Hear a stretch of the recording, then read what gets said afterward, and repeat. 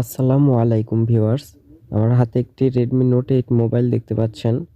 এই ফোনটি একটু পরেই বন্ধ হয়ে যায়, অটো রিস্টার্ট নেয়, বন্ধ হয় আবার চালু হয়, একটু সাউন্ড বাড়ায় দিলে বন্ধ হয়ে যায়, গান শুনতে লাগলে বন্ধ হয়ে যায়, ইভেন কল আসলে বন্ধ হয়ে যায়, ফ্ল্যাশ লাইট জ্বালালে বন্ধ হয়ে যায়, মানে চালাতেই দেয় না। তো এখন এই সমস্যার সমাধান কি?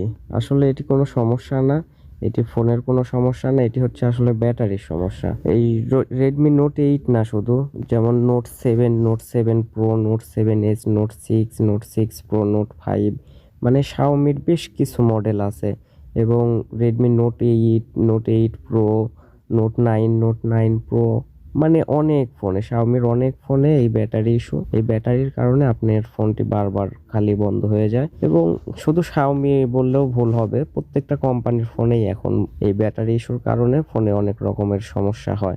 অনেক সময় এই সমস্যাগুলো প্রসেসর থেকেও হয়, কিন্তু এই কিছু কিছু মডেল আছে যেগুলো এই সমস্যাটা আপনার প্রসেসর থেকে হয় না, এটা হয় হচ্ছে আপনার ব্যাটারির কারণে। তো আমরা দেখছি বিগত দিনেও যে আসলে এই ফোনগুলোর ব্যাটারি চেঞ্জ করে দিলে আবার আগের মতোই চলে।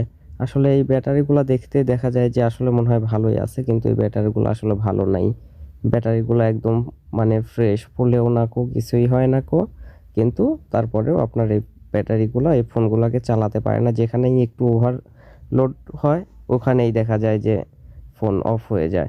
যেমন ক্যামেরা চালু করলে ফোন বন্ধ হয়ে যায়, সাউন্ড জোরে হলে ফোন বন্ধ হয়ে যায়, গানে একটু জোরে সাউন্ড দিলে ফোন বন্ধ হয়ে যায়, যে সময় মানুষ কল দেয়, রিং বাজে যে সময়, ওই সময়ও ফোনটা বন্ধ হয়ে যায়। মানে কোনো কাজই ঠিকমতো করা যায় না। কিন্তু আমরা দেখছি যে আসলে এই ফোনগুলোর ব্যাটারি চেঞ্জ করে দিলে আবার কিন্তু সুন্দর মতো আগের মতোই চলে, আর পরবর্তীতে কোনো সমস্যা হয় না। যদি ভিডিওটি ভালো লাগে তাহলে সবাই একটি লাইক করবেন এবং সবার থেকে একটি সুন্দর মন্তব্য কমেন্ট আশা করতেছি। তো আজকের মতো এখানেই শেষ, দেখা হবে পরের ভিডিওতে। আসসালামু আলাইকুম।